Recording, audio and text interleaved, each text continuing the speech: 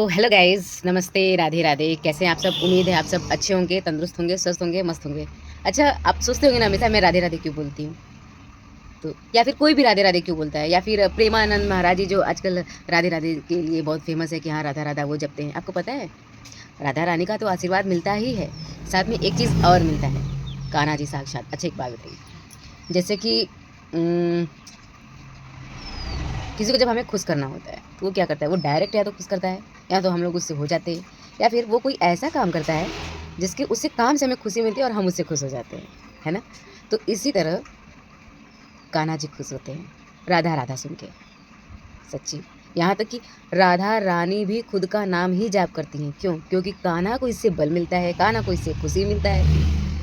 और राधा रानी ये सोचती हैं कि कब कहाँ किस रूप में आ जाए मेरे नारायण, जो सुन ले मेरा नाम और हो जाए प्रसन्न। तो इसीलिए हमेशा सबसे राधे राधे कहना चाहिए, भगवान जी का नाम हमेशा जाप करते रहना चाहिए और मन को बहुत शांति और सुकून मिलेगा।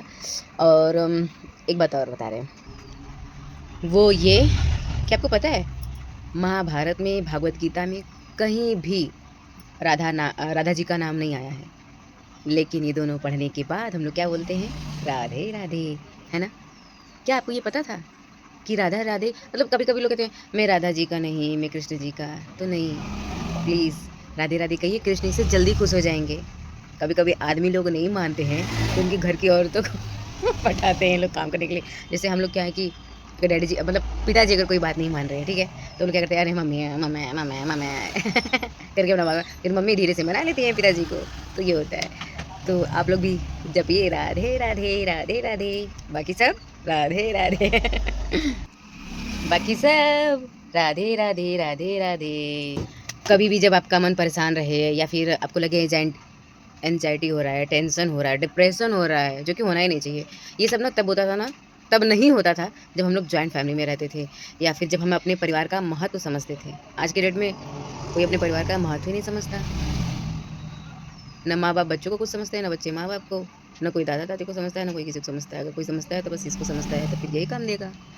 इसलिए प्लीज़ यार, लोगों को, रिश्तों को महत्व दीजिए और भगवान का नाम जाप करिए।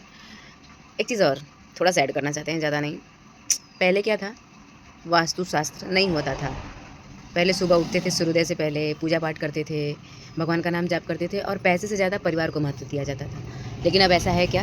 अब ऐसा नहीं है। तो इसीलिए लोगों को ग्रह दोष, शांति, ये दोष, वो दोष, देश भरे का देश देश मतलब कई तरीके का थोड़ा ठेठ आ जाता है, दोष लग जाता है जो नहीं लगना चाहिए। अगर आप परिवार को महत्व देंगे तो आपको कोई दोष नहीं लगेगा, ना तो कोई आपको टेंशन, डिप्रेशन, एंजाइटी कुछ भी नहीं होगा।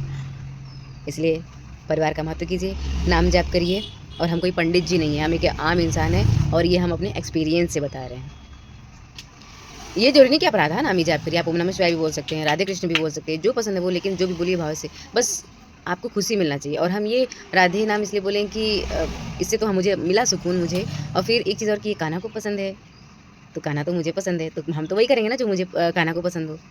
तो इसीलिए सो फिर से बाय बाय, राधे राधे राधे राधे राधे राधे, जपते चलो राधे राधे महादेव।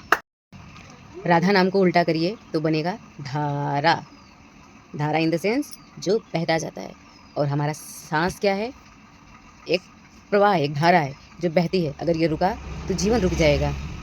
इसलिए कहिए राधा राधा राधा राधा राधे राधे।